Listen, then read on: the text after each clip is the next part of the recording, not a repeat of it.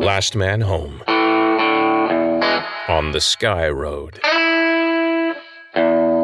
Written by John Miro. Part 9.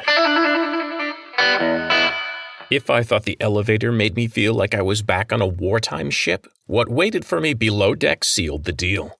That and the persistent old-timey fear for someone's life. Where the walls changed from ornate to functional in the Skyroad's crew compartments, down here, there just weren't any walls. Exposed instruments, wiring, and pipes filled my view when the elevator opened. Whitaker stepped over the yellow warnings stenciled on the floor, following one of a dozen colored lines snaking out in all directions on the deck plating. A purple line. Teddy hissed at the color, then gulped it down and followed along the same line behind her. "Gonna smack Drew so hard," Gris promised, and headed out of the elevator. Purple signage meant radiation warnings. I held a hand over my crotch. Yeah, I know it was a useless gesture, but it made me feel better, okay? And I followed my buddies after Whitaker, out into what was obviously an engineering compartment. "Where'd you serve?" Teddy asked in a loud voice, to be heard over the machine noises all around us. "Ligeia system, then the NICAM system." Gris whistled his respect as I ducked under a pipe spitting steam. I choked and spat out bitter-tasting steam and tried again. "You made it out of Ligeia?" "Yeah, one ship made it out before the bugs blew the sun." "What was that like?" Teddy asked, keenly interested as a shipboard systems guru. "Riding out a sun-killer explosion in a troop transport?" "Don't know," Whitaker growled. "They had to knock me out to get me off-world. Lots of friends got left behind, and I didn't see why I shouldn't spend my last dealing some payback. Kinda glad now." All of us had felt that black rage before, so none of us said another word as we followed the security chief through a maze of engineering marvels. I kept one hand over my crotch the whole way. Whitaker cursed something when she cleared a stack of metal coils, and a massive open hatch came into view. Big doors like that stayed closed unless there was a damn good reason for them to be open, especially deep in their radiation-laced bowels like we were now. Whitaker went through. Teddy pointed at a string of wiring spilling out of the door's panel, still sparking from where someone, Drew, I guessed, had gotten the door to open by shorting out the entire panel. Those little sparks meant the door was going to stay open until a crew tore open the bulkhead between this section and the one we were entering and laid new lines or pulled some other miracle out of their heinies. I remembered Drew just lost the clearances to do his job, and wondered how the hell he'd pay off these kind of damages. If he was around to do anything once this was all over. Gris stared at the wiring too. The sparks glinted off his thick glasses, obscuring his eyes. He grunted and hurried after Whitaker and Teddy. I echoed the panic Gris was feeling and burying and followed close behind. There were only the three of us left from Callahan's unit. It had been a lot of years since I lost a brother. I didn't think I could go through that again. I didn't want to find out. There was a bit more room ahead of us, with a steel bench bolted to the floor and a bank of lockers on either side of another, smaller airlock. This airlock hadn't been hot-wired open. Nope. It was peppered with holes, the glass shattered, the diagonal beams in the door melted and buckled. I saw shrapnel damage spilling over onto the walls on either side of the door. Luckily, they appeared to be as thick as the bulkhead door he'd just busted in the open position behind us. "Drew, buddy, where's your fire control?" I thought. Then I remembered this was a Code White situation.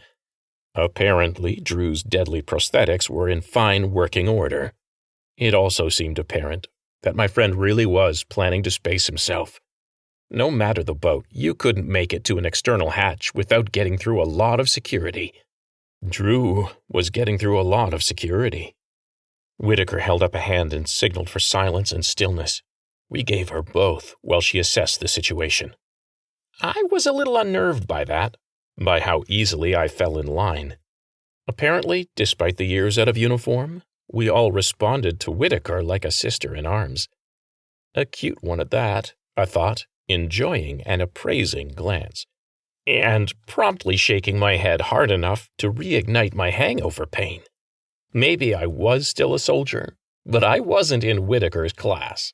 Not sure I was even in the Venn diagram of what she found attractive, what with my poorly shielded private parts being male. More important than the momentary appreciation was how much I apparently already trusted her.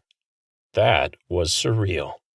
When the war ended, I went all survivalist hermit. Cut 2 years later, and in the space of a couple weeks I make 2 new friends? First Tom Mark II, and now Whitaker. Way to go, the smartass part of my brain told the rest of me. You're showing real personal growth here, Sergeant. Then my brain bounced back to the reason for this little trip into the Skyroad's guts. But I was in a holding pattern and didn't want to relive my fears or the recent shit that had gone down between Drew and I. I distracted myself by puzzling over the big, ugly suits I saw hanging behind transparent doors in lockers. I wasn't an engineer like Teddy, but any grunt could tell these weren't regular spacesuits.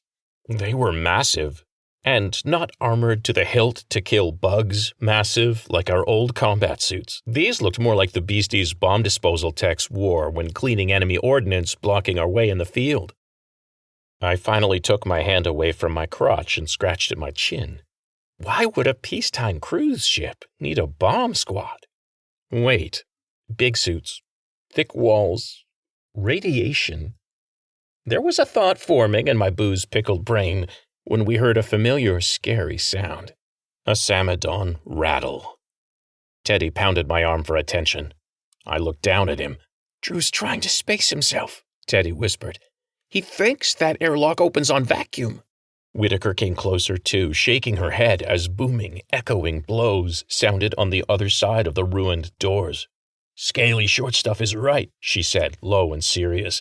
"He's your guy, Jake. You gotta take the lead on this, not me."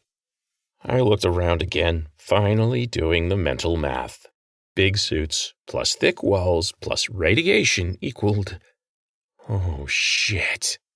Yes, Drew was scared out of his mind. And yes, Drew was so far gone he was trying to kill himself. He could do it down here too. Unfortunately, he still had enough synapses firing and enough wartime training defeating security perimeters to draw upon that he might just take us all with him. "This isn't the reactor core, is it?" I asked, but only because I wanted another second before I accepted just how far up shit creek we were. All of us. As in, everyone aboard Skyroad. Whitaker and Teddy just waited, knowing I knew full damn well that it was. More booming from inside the room with the exploded door. "Yeah, that's the reactor core," I confirmed for myself out loud. Gris waddled back, rubbing his forehead. "He's sabotaged the containment door and the bulkhead to the compartment."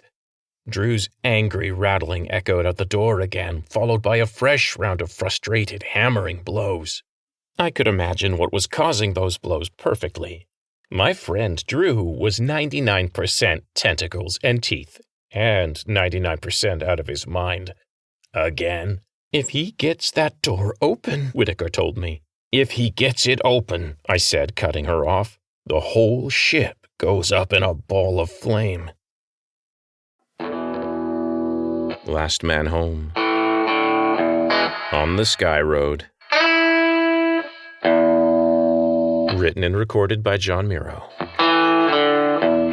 Stay tuned.